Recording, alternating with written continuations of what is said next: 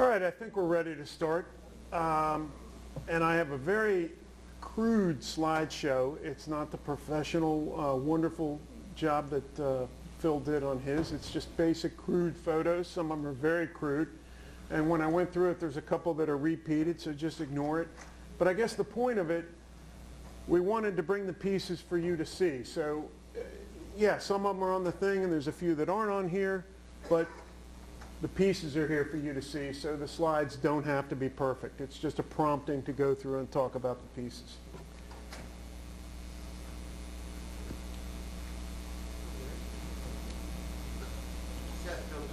Okay. Yeah, there you go. I'll go back to the beginning. Hey, I put who am I because one time years ago I went to a business meeting and a speaker got up and started speaking, and after about 3 minutes somebody raised their hand and the guy said, yeah. And they said, who are you? So they hadn't even introduced themselves at all. So my name's Salzano. And how did I start collecting? I've been collecting. I'm almost 58 years old. I live right outside of Washington, D.C. My grandfather actually collected.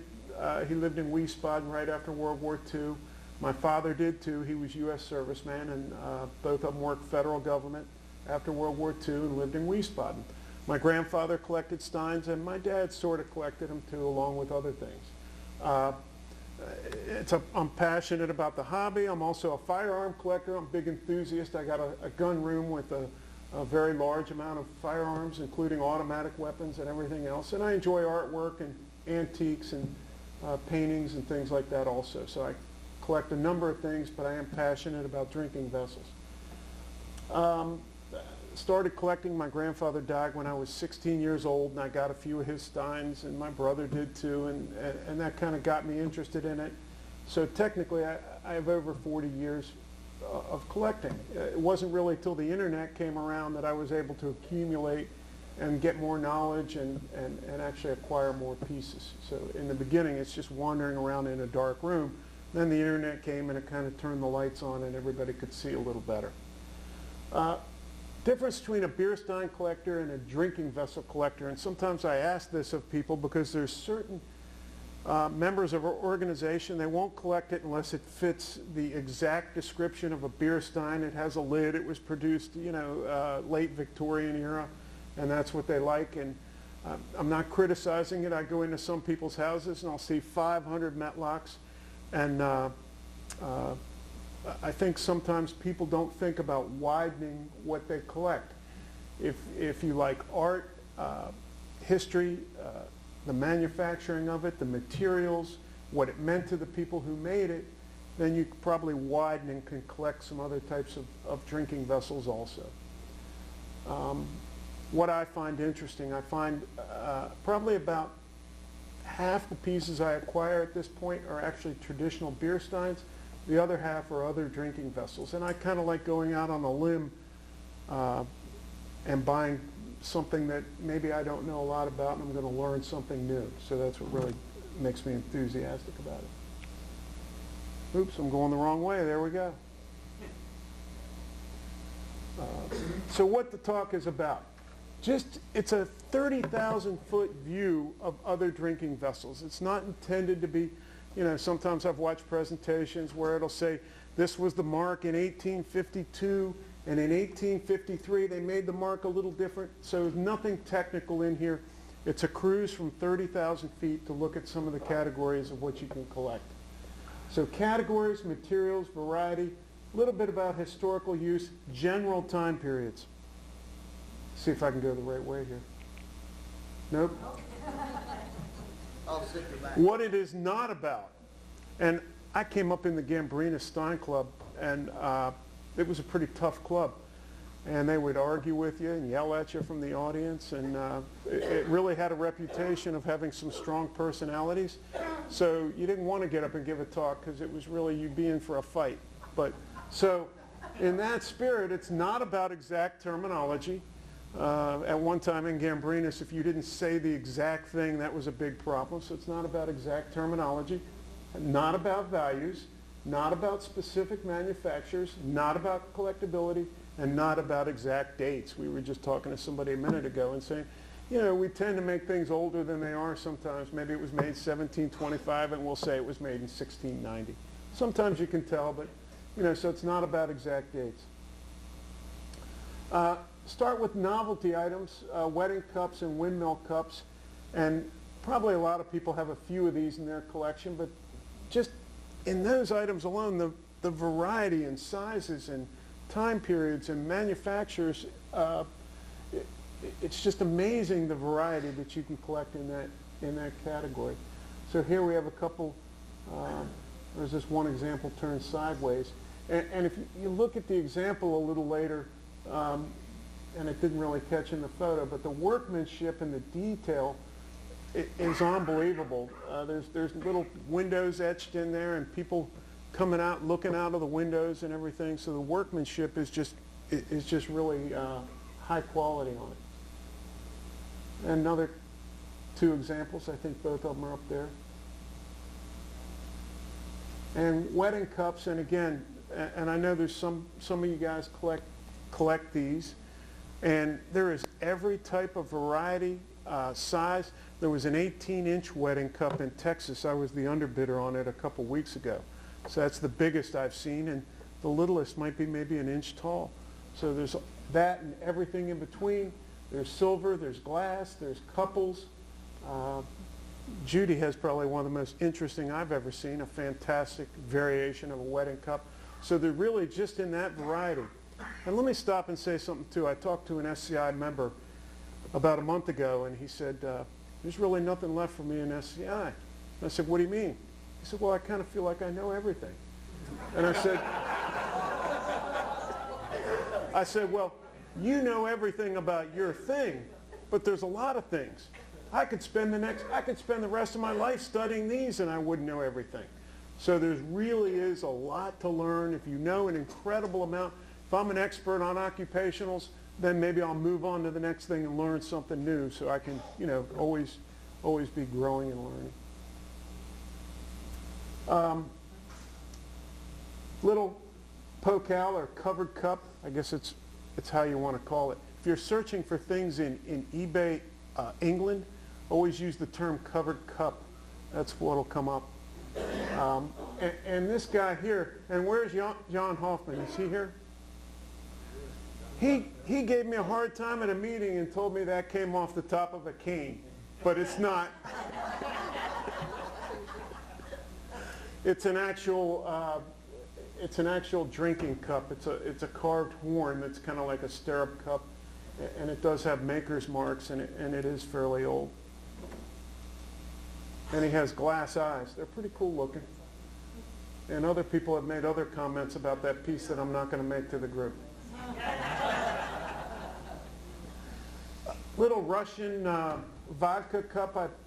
I bought it as pewter, and I didn't pay a lot for it, but they're fairly pricey, and there's whole sets of them that you can get, and there's these characters dancing on barrels, but they're late 19th century Russian pieces. This piece I didn't bring. It's sort of a beer stein, so maybe it's not another drinking vessel, but it's a really cool piece. There's not many of them out there. Schwartz Auction had one, and it recently came back up in one of the auctions within the last couple months, and it had a low estimate, and it went pretty high. I knew a couple people that bid on it. A glass thumb beaker, which is, it kind of works like a bowling ball. You stick your fingers in there. You know, I guess it says thumb, and then the rest of your fingers might be around it, but well, I've drank it out of it, and I stick different fingers in there, and so it's kind of like a bowling ball. You don't lose grip of it. It's actually pretty big physically in size, so I can imagine that would be a pretty good amount to drink at one time if you're going to drink from that. Well, sort of might be considered that. Maybe that would be a good use for it. You know, pass cups you typically think of have multi-handled. And I researched a lot of the origins of those things, and one of the interesting ones was I thought to myself, is a trophy a drinking vessel, or is it something different? And who knows where the word trophy has its etymology and where it comes from? It comes from troph, body part, So like in a battle, you cut off somebody's head and hold it up. Same thing with a trophy, so that's sort of where it comes. So maybe it's a drinking vessel, but at least not the terminology is probably not. The other piece is probably the only pewter boot that has ever surfaced, and it's old. It's got a date on it, and the date is right. Alan looked it up for me. It's got a maker's mark on it and a city mark, and it's an occupational piece of a boot maker. But tough to find. It's the only one that I've ever seen, and you know, looking through all the catalogs and researching and everything else. What year? Not exact dates, but it's on the boot.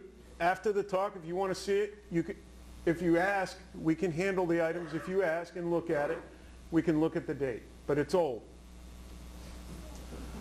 Beakers and cups. This little piece is really sweet. On the left, it's got an Augsburg mark and it's got a maker's mark. And it's got what I think is Holy Roman Emperors, and I'm pretty sure. And the last guy died in like 1607. So it's really an old piece, really teeny tiny petite piece right there. And a lot of handwork in it. And it's really, really nice looking. The second piece is Pokal, and it's got an amethyst in it, which that would help kind of protect you, a stone to protect you or prevent you from getting too drunk or whatever else, magical powers people thought it might have had. And a little beaker, and that's old too. I think it had a maker's mark. Alan looked at it, and it had some extra work done on the outside, possibly later.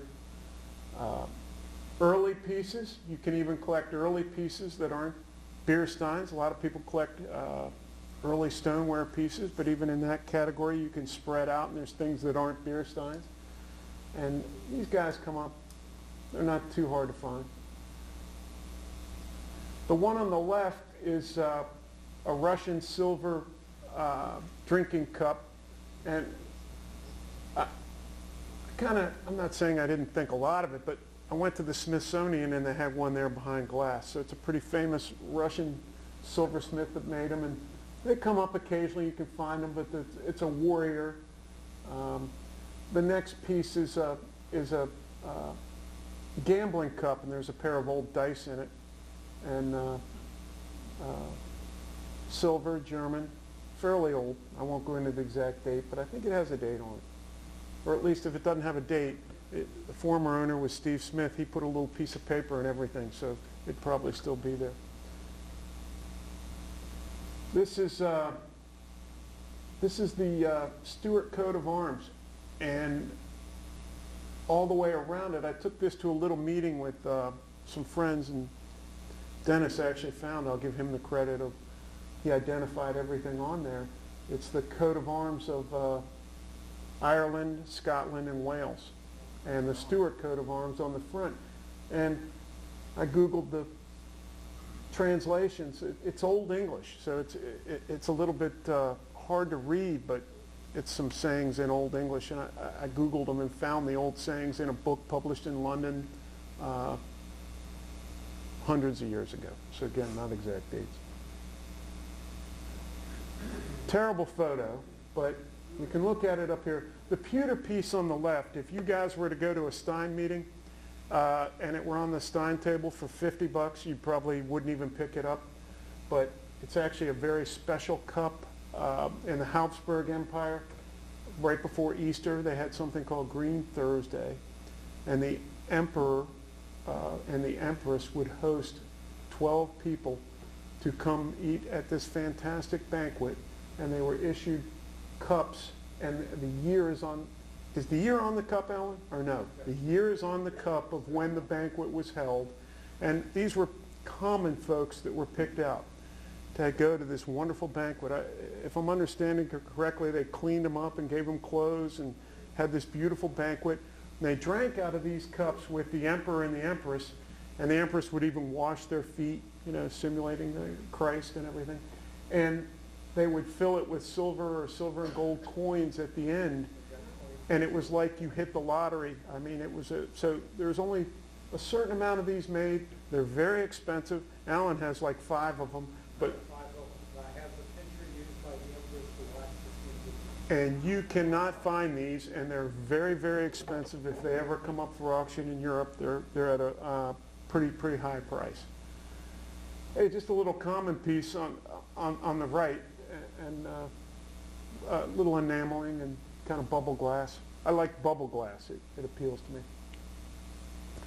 These I'm not going to say anything about because Mark and I got kind of asked to do a talk on Saturday, and they're going to be in that talk on Saturday. And part of that talk, there's a few things in it.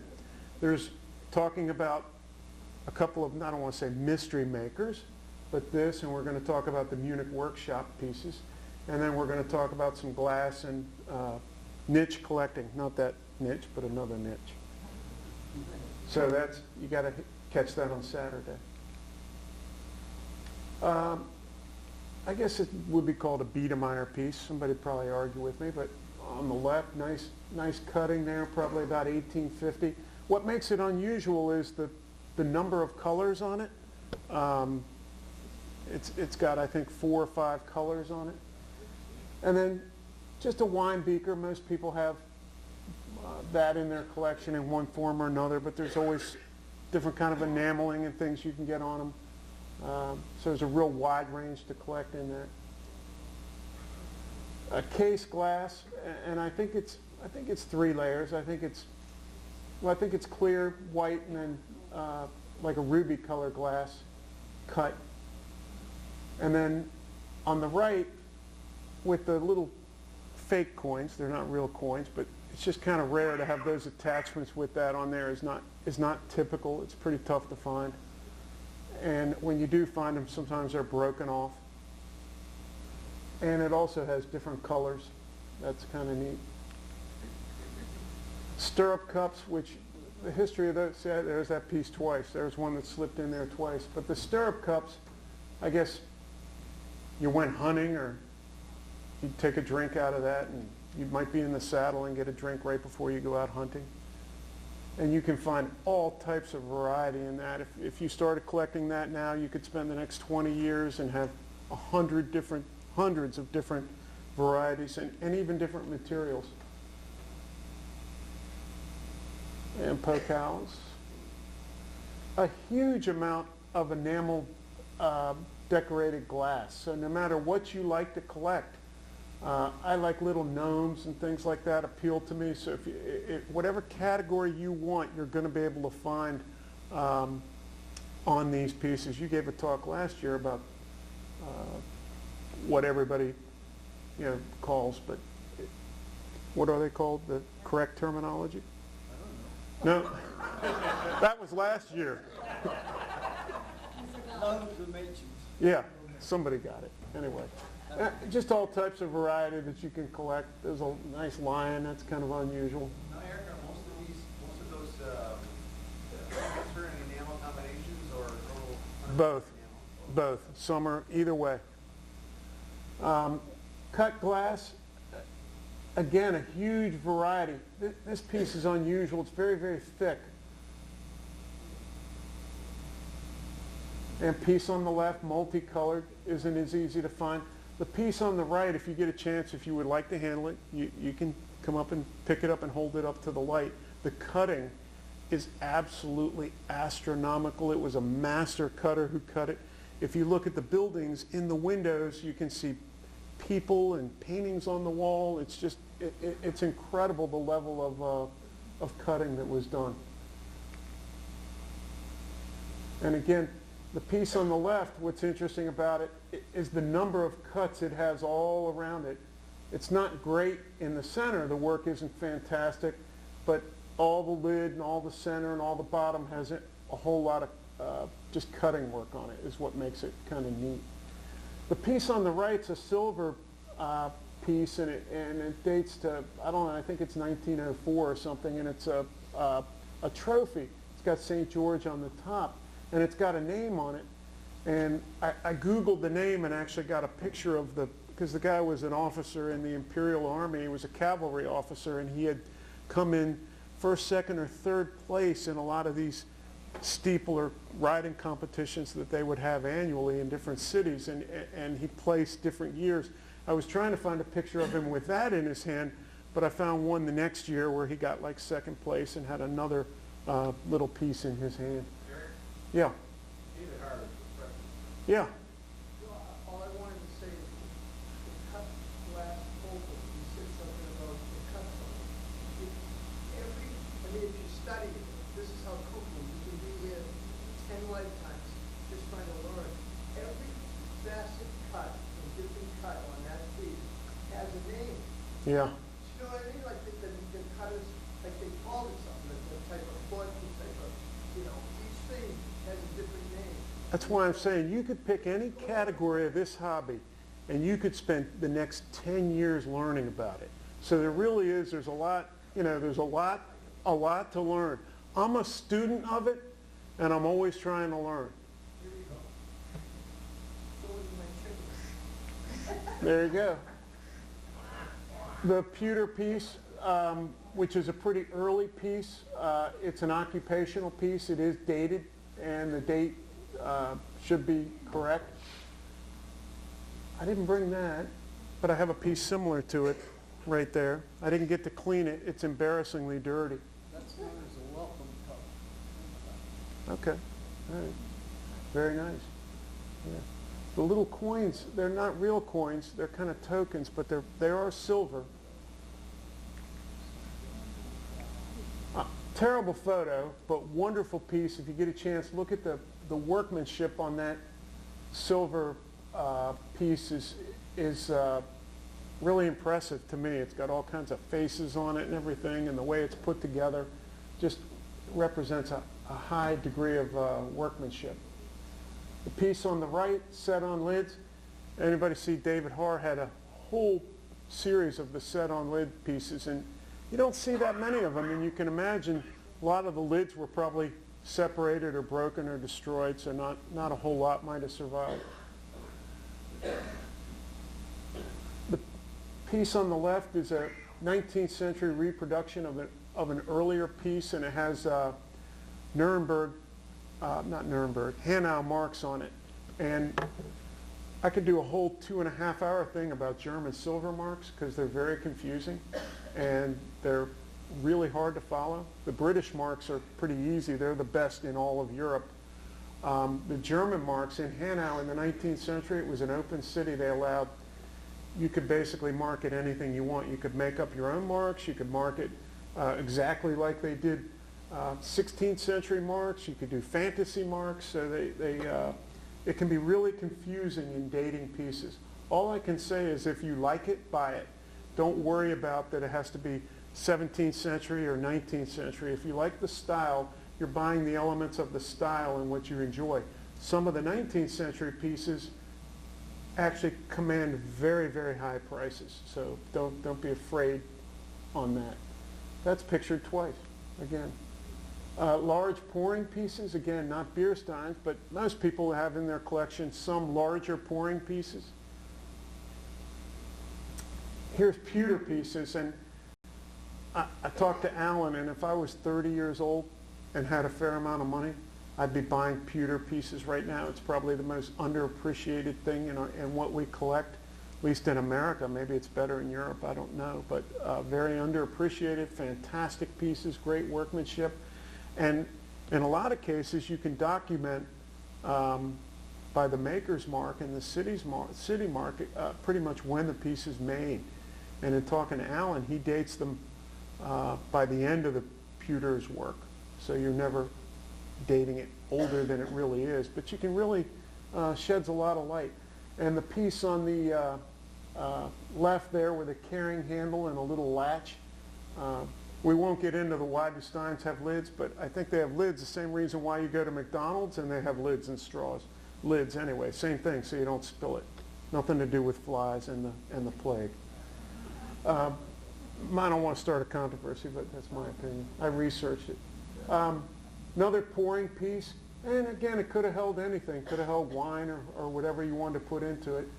Piece on the right is a a French piece, and just a lot of work was put into it. And anyone who knows me knows I like pieces with faces and things on them. That kind of, I enjoy that. So anything with faces I like. The Green Man, the Wild Man. Pewter pouring piece on the left. Not too dissimilar from what the guy was making in Phil's presentation. And then what I'm going to call a piece of slipware. The lid's much later, doesn't fit right. It's 19th century, but the piece is earlier. The only Villeroy and Bach piece I put in there, again, not a beer Stein, but a nice piece. And you know, I'm not bashing them, but when I talk to people I consider great collectors and have considered great collectors, and I ask them this question, I say, in 100 years, what pieces in our collections do you think will be in museums and will be very appreciated? And they said, not, all of them have said this independently, and they didn't talk to each other, and they've all said, not pieces that were made in a factory with a mold number, pieces that were made in small workshops that will be appreciated hundreds of years from now. Okay, this piece, and I got it from a real good friend, Steve Smith, who was such a passionate collector and such a good guy. And he, I went over to his house later in his life, and he pointed to it and said, I think that thing's really old. And I said, you kidding me? It looks like something you bought at Pier 1 Imports and probably worth 50 bucks. And I pointed out, and the photo isn't good, but I said that the little piece on the top, somebody looks like it painted it with model paint or something. It just doesn't go. And he said, no, I think it's old. And you know, research does bear out he was correct. The piece on the right is in the Metropolitan Museum of Art. And there's another one in Germany in a museum, and it was, their documentation has it, I think, from 1490 something, and it's the Order of the Teutonic Knights. So these are the guys that went and did the Crusades and came back to Germany and had this order, and their top people had these pieces made. And interesting thing about it, and also the other piece here too, which isn't in the slide presentation. Everybody calls it Russian. Maybe it's Russian, maybe it's not. They say that because of the mimicking of a Russian architecture on the top there. But these are like mixed metals. That lid, if tested, comes up, I don't know, 800 parts silver. So what they did was just mix different metals. And even that piece responds to silver polish, not to a copper or brass kind of polish. And same thing with this one.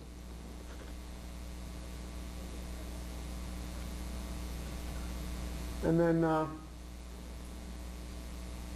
brass piece, and I tried to clean it. I can't do as good a job as Dennis does, but I'm trying. I'm trying to get better. He's done phenomenal things with cleaning and spraying pieces, and I'm just not there yet, but I'm trying to learn.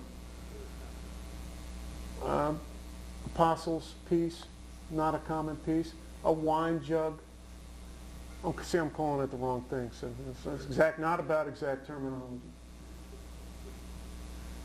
In glass, you can get so much variety in pouring pieces in glass. You can get Art Nouveau pattern, floral pattern, you know, prunes, all kinds of colored glass. Really, the endless combinations of what you might want to enjoy and assemble in a collection is out there. And it's actually really affordable category too. Next to pewter, I think glass is, at least things like that are underappreciated also and very affordable. Again, terrible photo. Is that piece over there? Yeah, that's a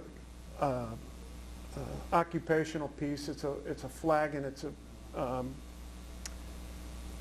a guild piece, and it's a reproduction. It's a late 19th or early 20th century reproduction of an earlier piece, but it's very well made. It's very true to how it would have been made. The centerpiece, the little bar man there, and a couple of years ago I gave a whole lecture of what that's really about, so I won't get into that. But I like that piece. I bought it in the middle of the night trolling on eBay. It was a buy it now for a couple $100.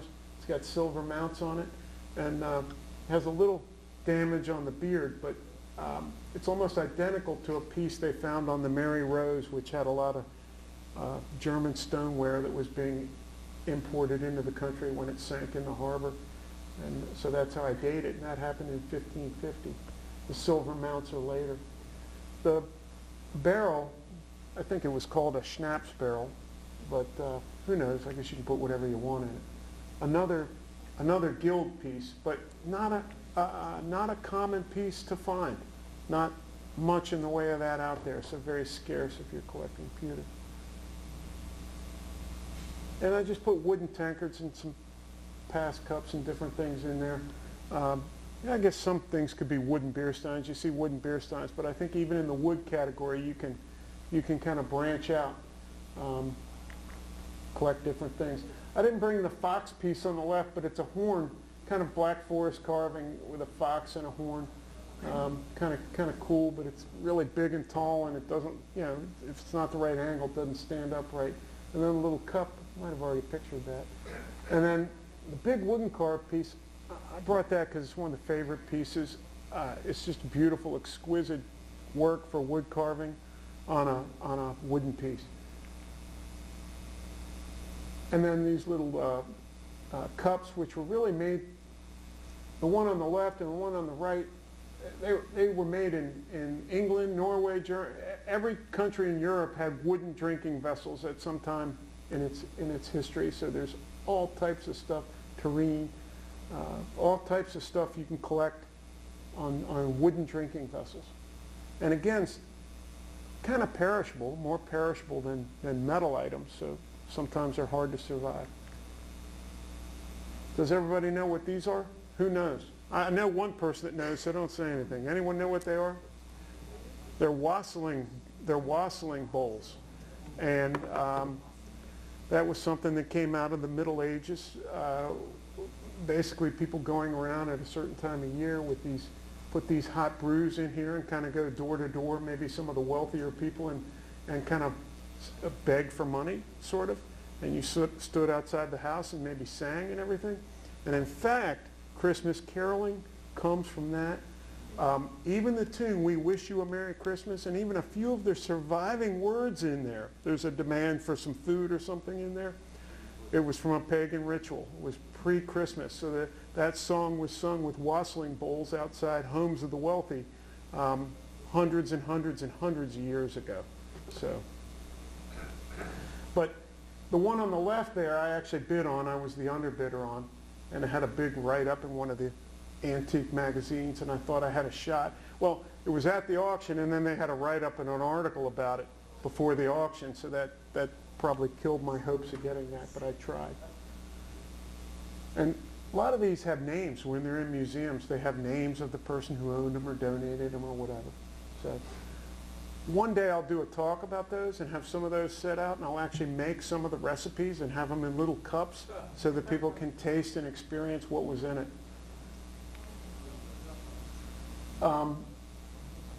Scarce, hard to find pewter piece.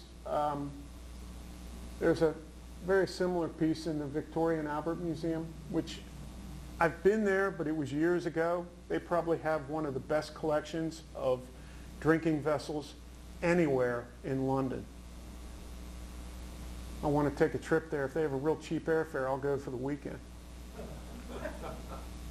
Ostrich eggs, and you know, most people know kind of the history of that this was an exotic thing, a material, and you'd have it made into this fantastic cup, and you would put it on your, you'd put a board on the wall. In fact, the word cupboard comes from when they took that off the wall and designed a piece of furniture and put it in a piece of furniture. It was called a cupboard because that was with a cupboard that was originally hung on the wall. These standing cups, going way back, hundreds and hundreds of years, they were incredibly important things to people. They were really important possessions. You know, we don't think now, you open your kitchen cabinet and a glass drops and breaks on the floor. You don't really think a lot about it. You sweep it up.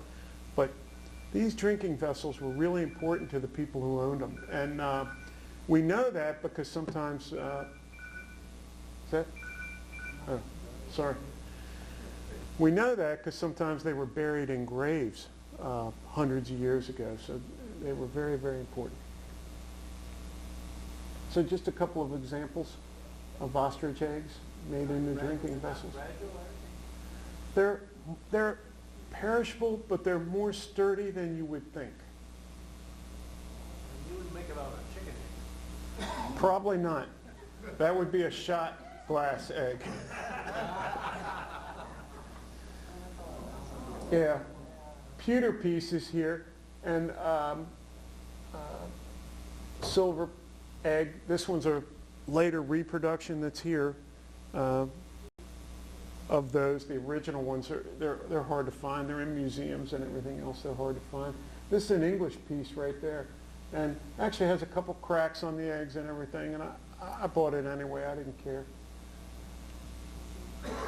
And coconut cups and mazer cups, and that's kind of my newest thing that I'm really on and exploring, and I really enjoy that.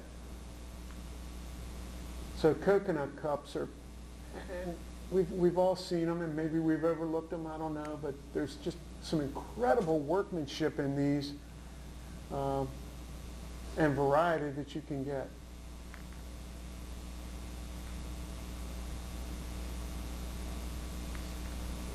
This piece on the right, it's in eBay England. The guy's been trying to sell it forever.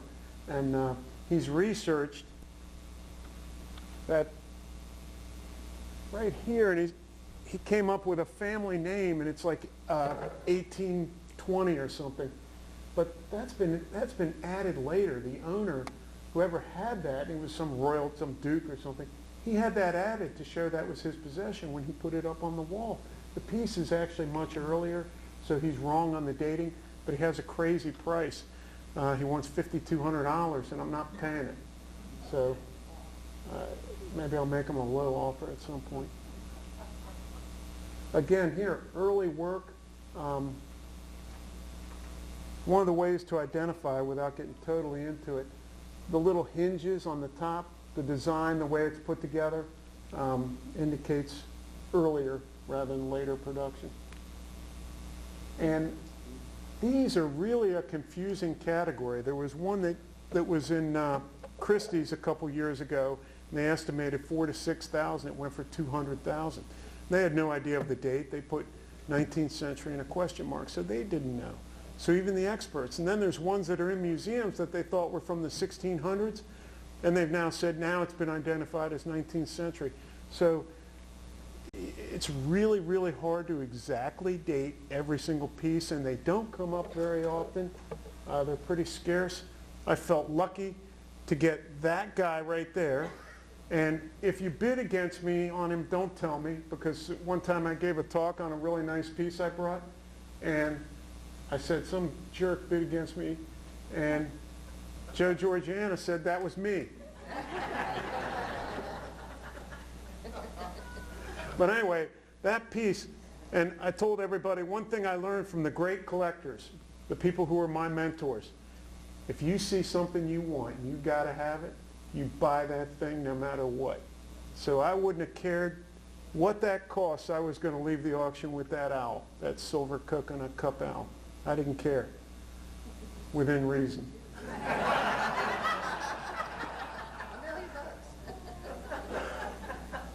This piece is here. This is an early piece too. And you know, one of the reasons to belong to SCI and why it's important and the friendships you make and everything is you learn a lot. And I couldn't find out anything about this piece. And then Judy Stewart helped me out, and she said, look on page 162 of a certain book or something. There's a similar piece. So it really helps out to have friends help you out with research or figuring something out. This piece here I was the underbidder on, and it came up to auction about 2 years ago, and I went as far as I could, and I actually liked the one I got better than this, so I'm glad I didn't go totally crazy on that. And another example. And another owl. And another mazer cup. And here's two examples of mazer cups, and these were incredibly important things. These were not objects made for the common person. They were made for very important people, and they were for very important ceremonies. Might have been somebody made peace or a marriage thing or a big event. And these were incredibly important to the people who owned them. And this piece on the right here, this came from Steve Smith also. And he was often very secretive about where he got things, but he told me he bought it on eBay Germany, and it was advertised in a category, it was a funeral urn. So he was able to snag that reasonable because somebody had no clue. Maybe it did hold somebody's ashes. It's silver lined. And drinking horns. I'll go through pretty quick because we'll do a quick Q&A. And what I personally like, you see a lot of drinking horns come up. Probably 90% of them that come up, higher than 90%, are 19th century pieces. Sometimes they're silver, sometimes silver plated, but the theme kind of always runs the same. I like the earlier pieces that predate the 19th century is what I find interesting, and they're pretty scarce. And some of these are from museums, and sometimes the workmanship is just absolutely astounding on some of these. Look at the amount of carving on that. That's a piece out of a museum. I wish it was in my collection, but just incredible amount of workmanship. And two more pieces.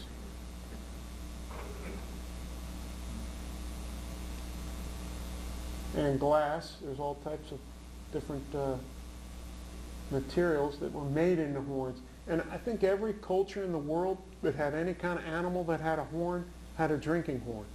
And one of the things that's really exploded on eBay or any of the other auction things, excuse me, is Asian drinking vessels. So there's all kinds of Asian drinking horns. And if I had 10 more lifetimes, I might collect those and learn about them. But I don't know anything about them, so I stay away from them.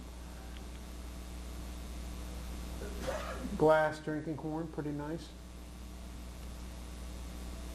And that piece is here, and it's old. I won't get into the exact date, but it's old. You can go look at the workmanship on it, and it's high quality.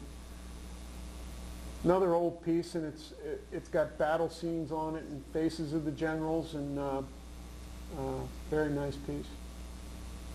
And this piece, another, I think, battle memorial or something, and has words under the lid, and it basically says something along the lines of better to be brave than lucky, or you know, fate is bravery helps good fate, or something like that. And I think that's